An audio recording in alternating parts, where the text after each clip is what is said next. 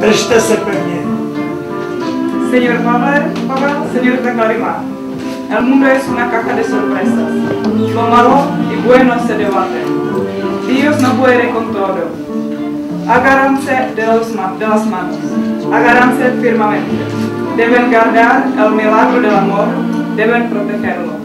El amor puede ceder ante la infamia y tal cual Fénix puede fallecer. Pero nacer de nuevo entre las cenizas. Amar está pasado de moda. Amar al prójimo como a sí mismo no es el gran activo de la época. Por eso les digo, agárrense firmemente. Ty, pane Pavle, ji ochraňuj. Je něžná, je zranitelná a nevíme, zda je z tohoto světa. Ani naši alchymisté nezjistili, z jaké látky je žena stvořena. Její duše je neproniknutelná a mnozí tvrdí, že kdybychom ji chtěli poznat, musíme uzavřít smlouvu s ďáblem. Tú, señor Pavel, protégela.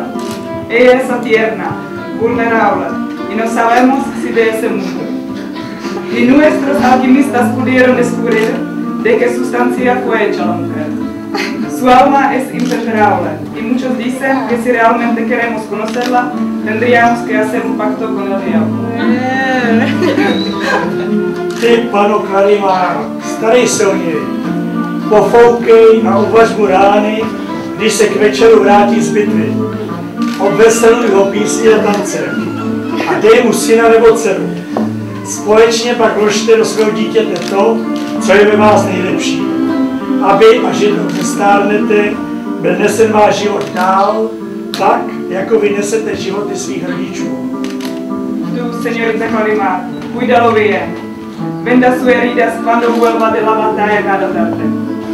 Entenerlo con una canción y baila. Dale un hijo y una hija.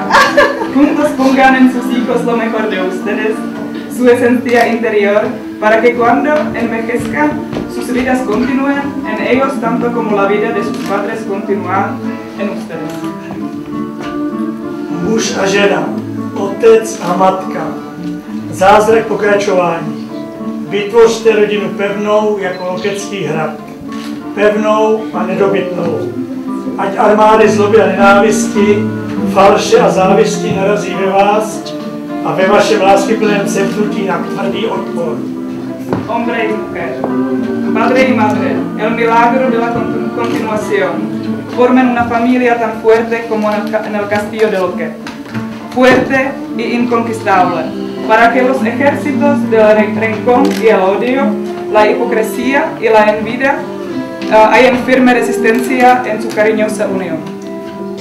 A já, nemeškaje slovenstvím učiním té vaší radosti a lásce požehnání a stvrzením listiny ouřední z vás milenců manžele udělám.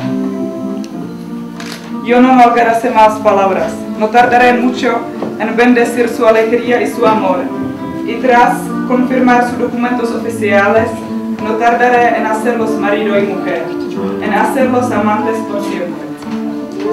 Velivážené měšťanstvo, velivážení Zemané z měst Ostrova a venezuelské Maracaji a tvrzí přilehlých, vás všechny žádám, abyste vyjádřili poctu k tomuto aktu svatému a povstali.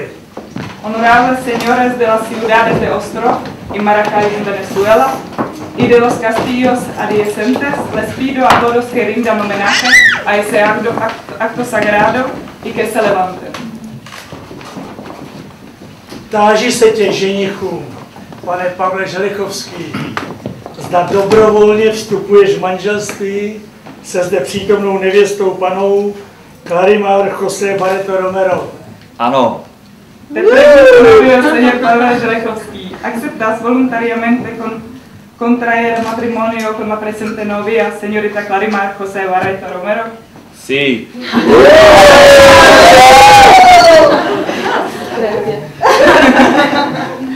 Nyní se táži tebe, nevěsto, pano Clarimar José Barreto Romero, zda i ty dobrovolně vstupuješ v manželství se zde přítomným ženichem, panem Pavlem Želichovským. Ano. Ahora te pregunto a ti, novia, señorita Clarimar José Barreto Romero, si también aceptas voluntariamente contraer matrimonio con el presente novio, señor Pavel Želejovský. ¡Seguro que sí!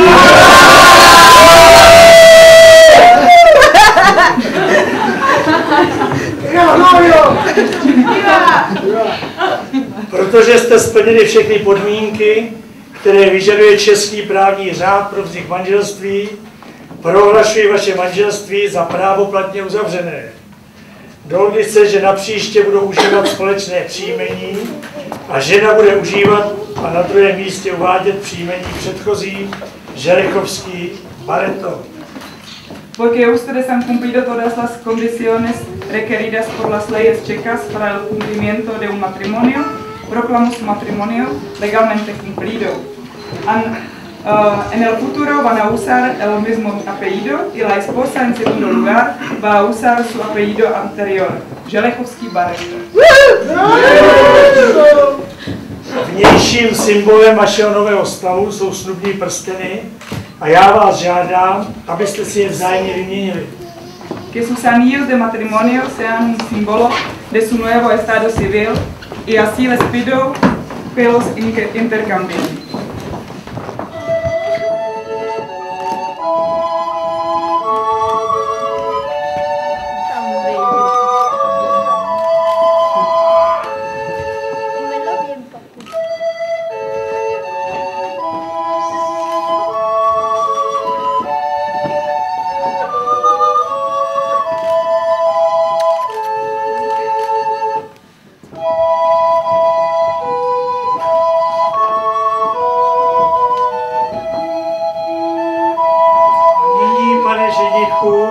Polibte nevěstu prvním manželským políbením.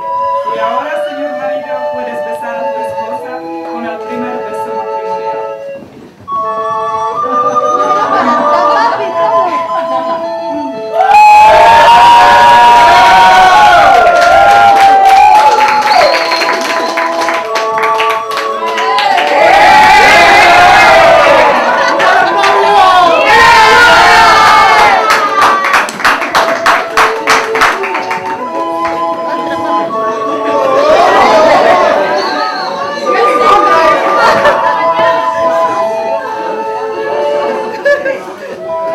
Prosím manžele a svědky, aby podepsali svatební protokol. Ahora pido a los recién casados y a los testigos que firmen el protocolo de matrimonio. Por favor,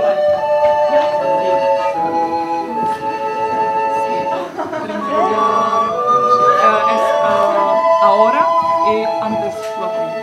¿Aquí? Sí, ahora apellido antes. Y después aquí. Sí, eso es como esto apellido antes. Ajá. Apellido. Apellido. Como apellido anterior y ahora. Coño. Pero no entiendo. Ya va. ¿Y cómo se escribe? Sí, Žil Z con J, así arriba. Z, sí, Želejovský. L, E, H, C, H, O, V, sí, K, A.